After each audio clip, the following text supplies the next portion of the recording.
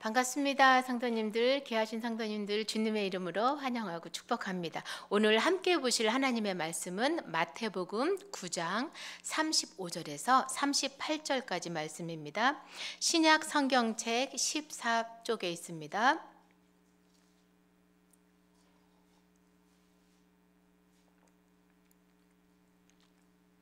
네, 마태복음 9장 35절에서 38절 말씀 우리 다 같이 한 목소리로 읽겠습니다. 시작. 예수께서 모든 도시와 마을에 두루 다니사 그들의 회당에서 가르치시며 천국 복음을 전파하시며 모든 병과 모든 약한 것을 고치시니라. 무리를 보시고 불쌍히 여기시니 이는 그들이 목자 없는 양과 같이 고생하며 기진함이라. 이에 제자들에게 이르시되 추수할 것은 많되 일꾼이 적으니 그러므로 추수하는 주인에게 청하여 추수할 일꾼들을 보내주소서 하라 하시니라. 아멘. 자, 오늘 우리에게 주시는 이 하나님의 말씀은요, 예수님께서 공생의 기간 동안에 하신 일들, 일생을 어떻게 보면 요약한 말씀이라 할 수 있어요. 예수님은 활동을 하실 때 공생의 기간 동안에 열심히 활동하실 때 마치 농부와 같은 모습으로 우리에게 보여주셨어요. 때로는 너무나 마음이 아파서 우시기도 했고, 또 말씀의 씨를 많이 뿌리시기도 했고, 또 기쁨의 단을 막 거두시기도 했고요. 그래서 추수하는 그런 농부의 모습을 많이 보여주시기도 했는데요. 예수님께서 산 위에서 이렇게 설교를 하셨잖아요. 산상 설교를 하시고 나서 수많은 무리들이 보통 따라다닌 것이 아니에요. 너무나 셀 수도 없는 많은 무리들이 예수님을 이렇게 따라다녔어요. 그 중에는 병들고 지치고 너무나 힘이 든 사람들, 또 이 세상 가운데 소망이란 것은 아주 찾아볼 수도 없는 사람들, 또 환난 중에서 아주 죽을 것 같은 사람들, 죽어가는 사람들, 또 정신이 너무나 아파서 공고한 사람들, 또 세상에 소망이 없는데 어머나 예수님께서 말씀하시는 것을 통해 소망을 발견한 사람들, 또 반면에 어떤 사람들이 따라다녔냐면 예수님께서 무슨 말씀을 하시는가 하고 이렇게 꼬투리를 잡으려고 하는 사람들, 예수님께서 이상한 말은 하지 않나 하고 이렇게 따라다니는 사람들도 많이 있었습니다. 자, 그렇게 예수님께 달려드는 수많은 사람들에게 예수님께서는요, 여러 이적을 행하신 후에 예수님께서는 무리를 보고 참으로 측은히 여기시고 불쌍히 여기셨어요.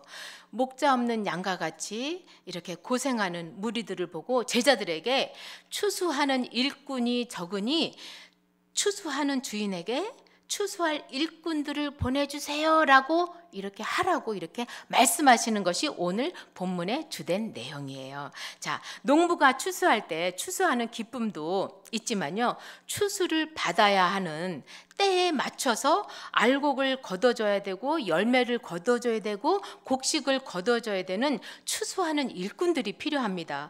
곡식을 논이나 밭에나 가수원에 그대로 두면 어떻게 돼요? 지나가는 새들이 와서 다 쪼아먹기도 하고, 또 밭에 내려다 놓으면 다 그것이 물러지고 썩어져서 사람들에게 밟히기도 하고, 또 그냥 모아져서 어떻게 돼요? 비록 알곡이었지만 모아져 갖고 다 불에 그냥 불쏘시개로 쓰여지기도 한단 말이죠. 성도님들, 우리 자신들, 이 시간에 있는 우리를 비롯해서 정말 농부의 손을 추수하는 일꾼들을 기다리는 사람들이 이 세상에 많이 있다라는 것입니다. 그래서 알곡들이 그대로 있으면 떨어지고 또 밟히고 가치 없이 불 가운데 던져지게 되는 것이에요. 그러나 지혜로운 농부의 손이 그들을 거두어주고 추수해주면 알곡이 되어서 곳간에 옮겨지듯이 하나님의 나라에 옮겨지게 된다라는 것입니다. 자, 예수님께서는요, 날마다 그 수많은 무리에게 무엇을 전하셨냐면 사람이 누구인지, 그 다음에 어디로 와서 어디로 가야 하는지, 또 어떠한 삶이 가장 소중한 삶인지를 많이 가르쳐 주셨어요. 인생의 길을 가르쳐 주셨습니다. 어느 날 베드로가 갈릴리에서 밤이 새도록 그물을 던졌어요. 그랬는데 그 노력에 비해서 얻는 것이라고는 아무것도 없었습니다. 정말 보잘것이 없었어요. 그러니까 어땠겠어요? 허무하고 허탈하고 막 피곤이 그냥 두 겹으로 찾아와서 어떻게 살아야 될까? 앞으로 무엇을 먹으면 살아야 될까라고 이렇게 걱정과 책임감이 그를 짓눌렀습니다. 그런 자리에 예수님께서 오셔서 뭐라고 얘기하시냐면 어떻게 고기를 좀 잡았어? 라고 이렇게 물어보십니다. 그리고 나서 그러니까 베드로가 이랬겠죠? 그랬더니 예수님께서 그러면 깊은 곳으로 가서 그물을 던져라 라고 이렇게 말씀을 하셨습니다. 그 말씀에 의지해서 베드로가 다시 그물을 던졌을 때 어땠습니까? 상상도 못했던, 예상하지도 못했던 고기를 많이 잡게 되었잖아요. 그러니까 그 배에 다 담을 수가 없으니까 옆에 있는 배까지 불러갖고 이 고기 좀 함께 담아갖고 가자 라고 하고 나서 부둣가에 가서 베드로가 취한 행동이 성도님들 무엇입니까? 바로 예수님을 발견하고 나서 무릎을 턱 꿇고 주님 저는 죄인입니다 라고 이렇게 고백을 했습니다. 성도님들, 자기를 깨닫는 것은 참 어려운 일이에요. 자기 자신이 누구인지, 내가 어떤 사람인지, 내가 누구인지를 깨닫고 산다라는 것은 참으로 어려운 일이에요. 그런데 보편적으로 보면 이렇게 죄인입니다라고 하는 고백이요, 우리가 실정법에 위촉되지 않는 한 내가 죄인입니다라고 말할 수 있는 사람은 그렇게 많지 않습니다. 아니 내가 무슨 죄가 있어서 내가 죄인이야? 라고 하는 사람들도 있고, 근데 실정법을 범하지도 않은 베드로가 주여 나는 죄인입니다 하고 자신이 죄인인 것을 토로했습니다. 이것은요 아주 드문 일이에요. 아주 귀한 일입니다. 이후로 예수님은 베드로에게 무엇이라고 얘기합니까? 네가 앞으로는 사람을 취하리라 라고 이렇게 말씀하여 주십니다. 성도님들, 우리는요 죄인이잖아요. 여기에 죄인 아니신 분은 한 사람도 없어요. 이렇게 손 들고 있는 저도 죄인이잖아요. 근데 우리는 그냥 보통 죄인인 것이 아니에요. 전적으로 죄인이고 머리에서 발끝까지 죄인이고 이 겉에서부터 이 속에까지 죄인이고 영혼과 육체가 심령까지 정신까지 모두 다 우리는 죄인입니다. 우리는 전적으로 타락하고 전적으로 무능력하고 전적으로 쓸모없는 죄인인 거예요. 성도님들, 자신이 죄인임을 하나님 앞에서 실토할 때 하나님은 그 죄인을요 긍휼히 여겨주십니다.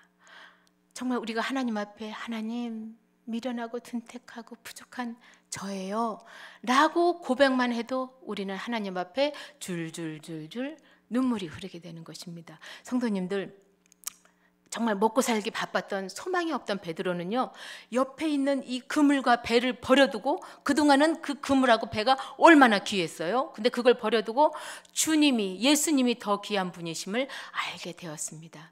그처럼 귀하신 주님을 베드로는 따라 나섰습니다.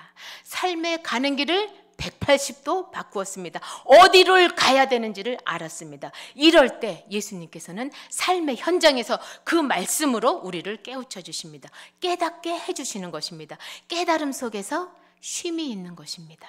수고하고 무거운 짐진 자들아 다 내게로 오라 내가 너희를 쉬게 하리라. 마태복음 11장 28절 말씀인데요, 우리 다 같이 읽겠습니다. 시작.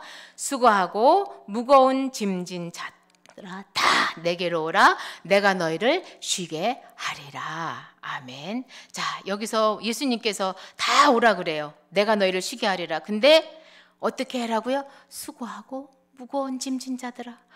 수고를 해야, 또 무거운 짐을 져야 하나님 앞에 갈 수가 있는 것입니다.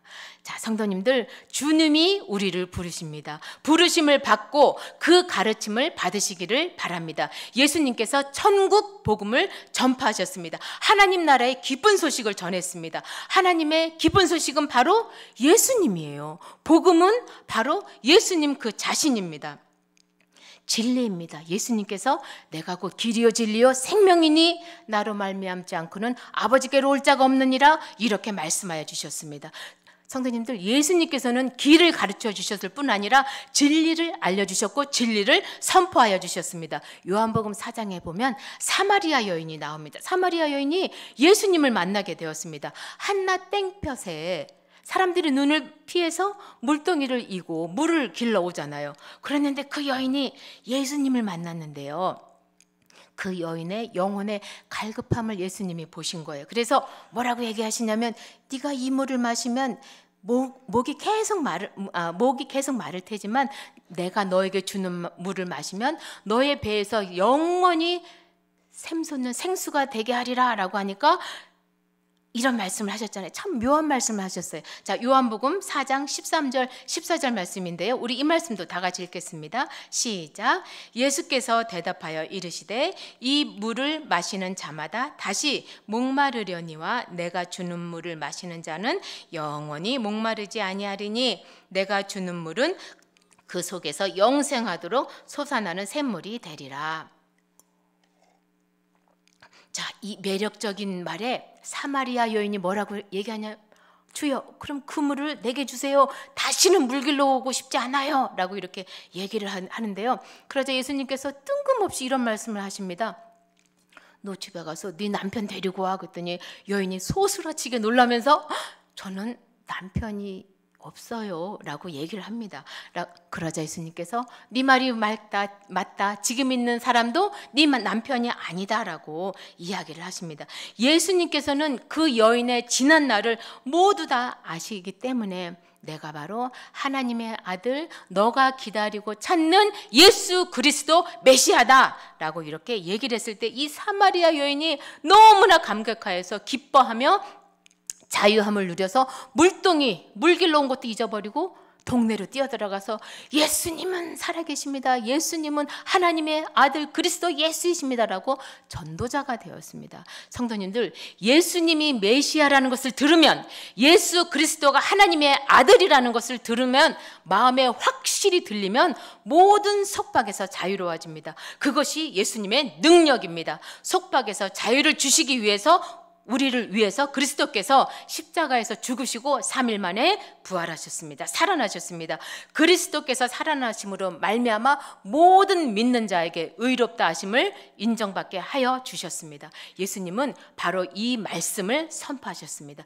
예수님이 나의 구원자다. 예수님이 우리의 구원자다라는 고백이 우리에게도, 우리의 심령 깊은 곳에서도 들려야 하겠습니다. 성도님들, 그랬을 때 우리에게도 죄로부터, 또한 더러움과 추악함으로부터, 그런 속박으로부터 우리가 자유함을 얻게 될 줄 믿습니다. 성도님들, 예수님께서는 또 모든 병을 고쳐주셨어요.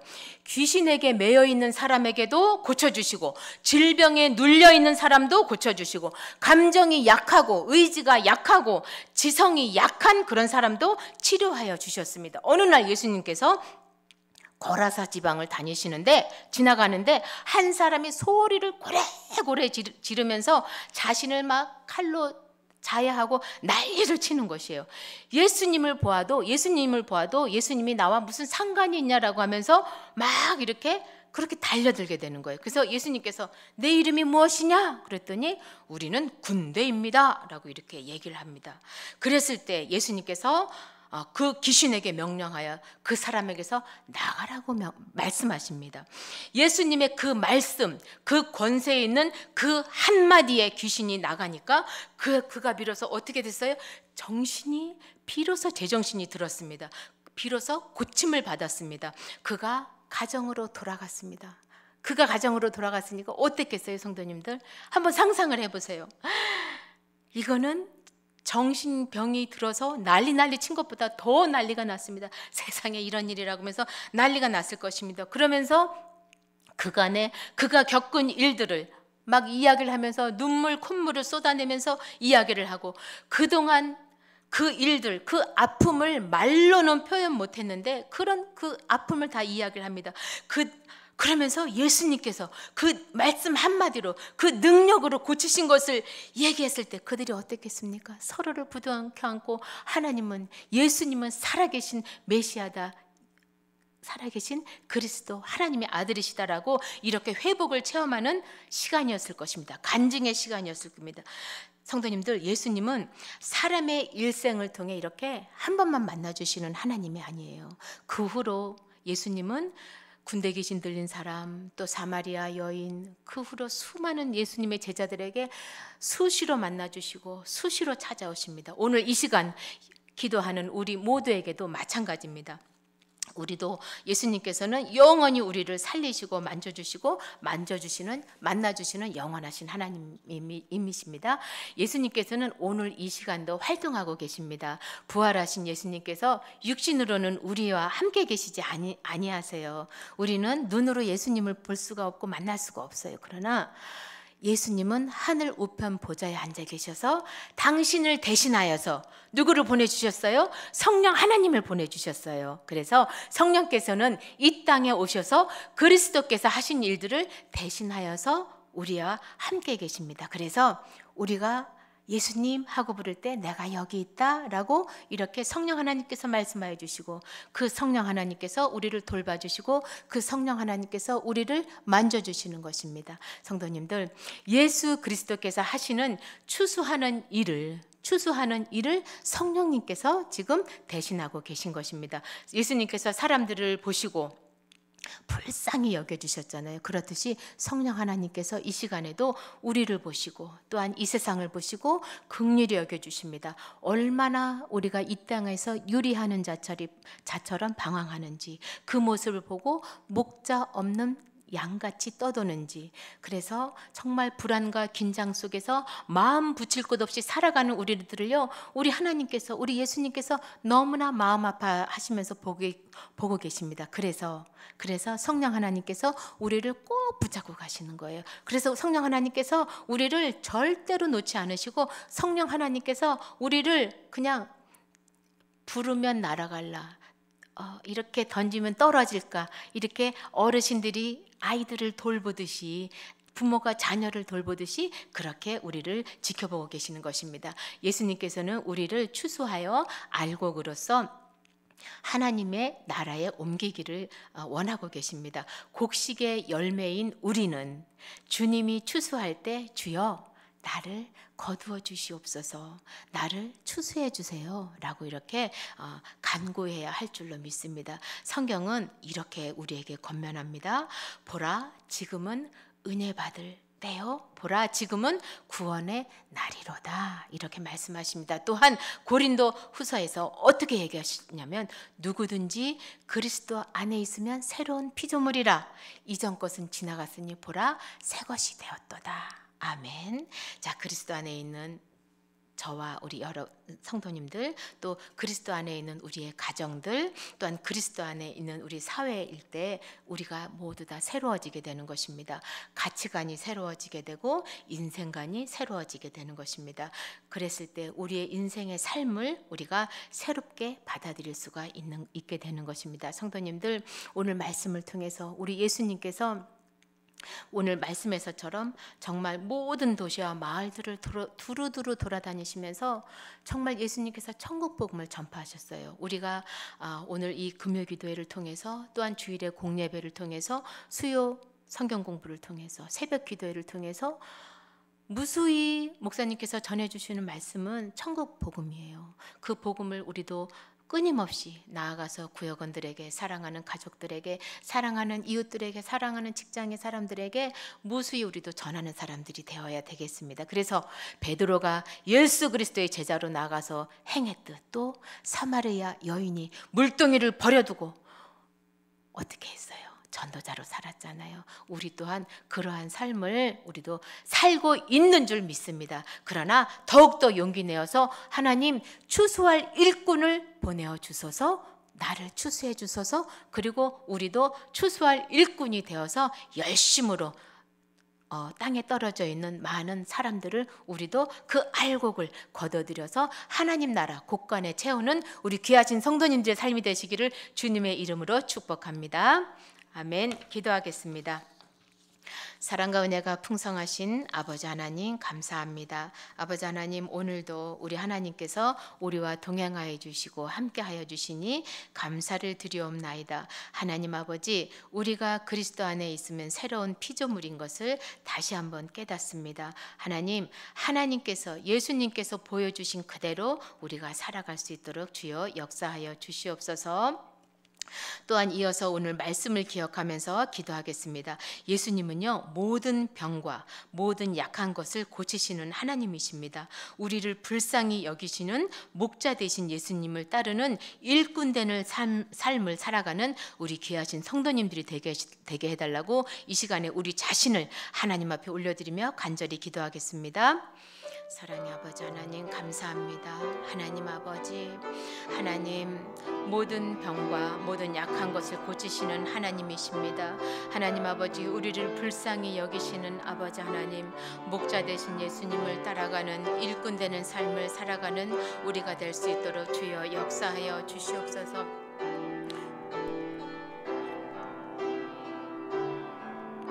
하나님 아버지, 하나님께서 우리를 긍휼히 보시는 그 긍휼의 눈을 하나님 아버지 우리가 보게 하여 주시고, 하나님 아버지 우리의 무리를 불쌍히 보시는 그 하나님을 우리가 만나게 하여 주시고, 하나님 아버지 베드로와 사마리아 여인이 만났던 하나님 아버지 하나님, 그 하나님을, 그 예수님을 우리가 만날 수 있도록 주님여 은혜 내려 주시기를 간절히 원하옵나이다. 하나님 아버지, 우리에게 병든 부분이 있습니까? 하나님 아버지, 우리에게 고쳐져야 될 부분이 있습니까? 예수 그리스도의 이름으로 하나님 아버지 주 예수 그리스도의 보혈의 피로 깨끗게 됨을 원합니다. 하나님 아버지, 우리의 모든 더럽고 추악한 것이 고쳐지기를 원합니다. 하나님 아버지, 나사렛 예수 그리스도의 이름으로 하나님 아버지 우리가 깨끗하게 하여져서 하나님 아버지 예수의 이름 외에는 이 모든 더러운 것이 나가지 않는다 하셨사오니, 하나님 기도 외에는 하나님 아버지 이 모든 것이 없어지지 않는다 하셨사오니, 하나님 아버지 우리가 예수의 그 이름에 힘입어 하나님 아버지 우리가 기도할 때 하나님 아버지 우리로 하여금 하나님 추수하게 하여 주시고 추수할 일꾼으로 사용되어질 수 있도록 주여 역사하여 주시고, 하나님 아버지 이 땅 가운데 하나님께서 추수하실 때 하나님 아버지 우리를 불러주셨사오니 하나님이 우리를 추수하여 주시기를 원하옵나이다. 하나님 아버지 곳간으로 옮겨져서 하나님 저 하늘나라 하늘 창고로 올려지는 하나님 귀한 삶을 살아갈 수 있도록 주님여 역사하여 주시옵소서. 성령 하나님 감사를 드리옵나이다.